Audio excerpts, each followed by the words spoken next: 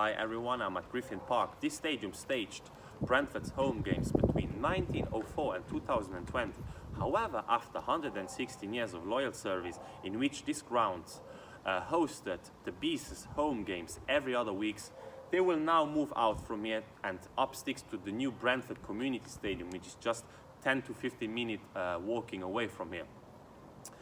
This stadium got a fitting send-off last week as Brentford overcame Swansea 3-1 in the return leg of the semi-final of the playoffs after losing 1-0 in Wales. They had to win to make the playoffs final. They did so, and they will meet Fulham in an all-London affair tomorrow evening at Wembley Stadium. Whoever wins makes it to the Premier League. Fulham do so, they will return to England's top flight for the first time after a year only, whereas if Brentford make it to the Premier League, it will be much more staggering and sensational because it will be for the first time in 73 years. In fact, the last time Brentford won the Premier League was in 1946-1947. The Battle of West London will see Fulham and Brentford come head-to-head tomorrow evening. Brentford finished ahead of Fulham in the league despite being level on points thanks to a superior goal difference. However, Brentford won the two games against their West London rivals and neighbours. During the season, they won 1-0 here back in December, and they won the reverse fixture also in June, 2-0. This will probably give them a psychological edge and a psychological advantage which they have to capitalise on. However, they did not capitalise on West Bromwich slip-ups at the end of the season because Brentford came very, very close to gaining automatic promotion. Had they only won one of their last two games against Stoke or against Charlton, they would have been in the Premier League instead of West Bromwich. Instead, it's the Midland sides which made it back to the Premier League after 3 years at the expense of Brentford, which had to settle for a place in the playoff. Yeah, Fulham and Brentford, two sides that started their way to the final. Despite the 2-0 win in Cardiff in the first leg, Fulham managed to lose 2-1 at home here last week. And it was no plain sailing as well for Brentford because despite their 3-1 win here, they lost the first leg 1-0 and they came very, very close to being eliminated at the death because Swansea had a clear-cut opportunity which they didn't put away, and the same also happened at Craven Cottage where Cardiff came very, very close to knocking out the favourites. However, there is more at stake than just Premier League promotion for the club tomorrow evening because they want to cap off their last ever season at Griffin Park with, as I said, promotion to England's top flight. And if they do so, the chances of keeping hold of their star man, Ollie Watkins, Mbeu, Sergi, and of course the jewel in the crown, Said Benrahma, will be much easier. His reputation would of course grow if the Beast and the 73-year absence from the Premier League. He wants to play in the new stadium. Here, he's the main man, he's the main star, he plays every game. He doesn't really have to fight for his place because he's the main, he's the poster boy, he's the talisman of the team.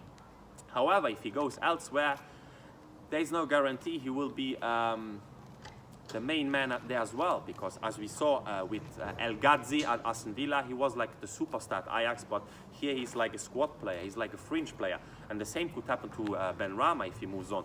There's a lot of interest in him, like Newcastle, Aston Villa, Chelsea, West Ham, Arsenal. They are all rumoured to be tracking him, and they're all ready to break their bank to sign him. However, it's very unlikely that Arsenal will snap him up given the abundance they have in his position. And the same can be said about Chelsea. They like him. Lampard is a fan of Benrahma, but he's not a priority. He's an option because Chelsea have a lot of wingers, they have a lot of attacking midfielders, they have a lot of strikers, and the money they have, they want to invest it in Kai Havertz, Declan Rice, and so on and so on. However, he only stays if the club make it back to the Premier League after such a long time.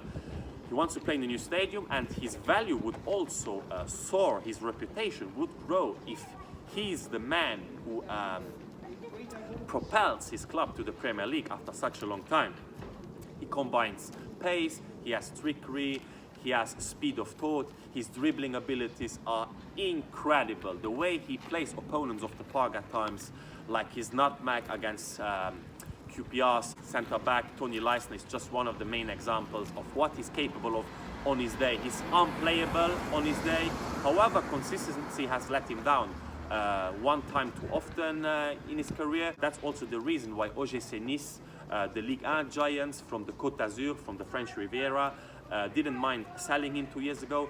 They sent him on loan to Angers, where he didn't really live up to his billing. Then he went to Châteauroux, where he became a bit better, scored a few goals, and that's also the reason why Brentford took a punt on him 2 years ago, signing him for 2.7 million. He scored 28 goals during his 2 seasons at the club. He set up another 27.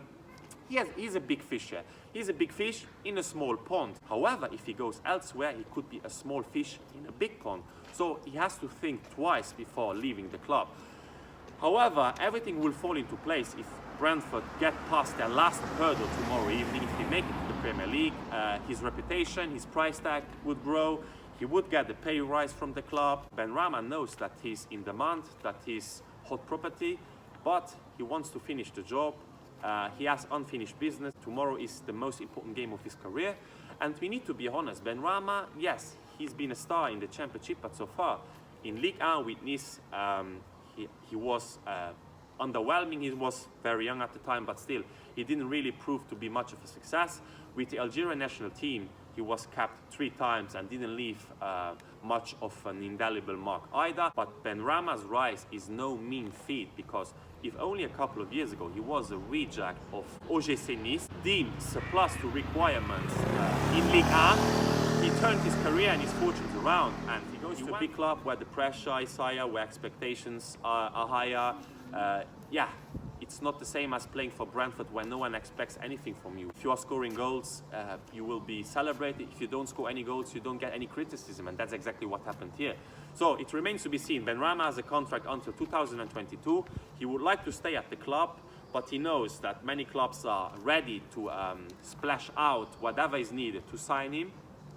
He can see his wages doubled or even tripled elsewhere, but his priority is clear. I want to play Premier League with Brentford. If that happens, I'm the most happy man in the world. If that doesn't happen, well, I have to consider my options. That's everything from Griffin Park.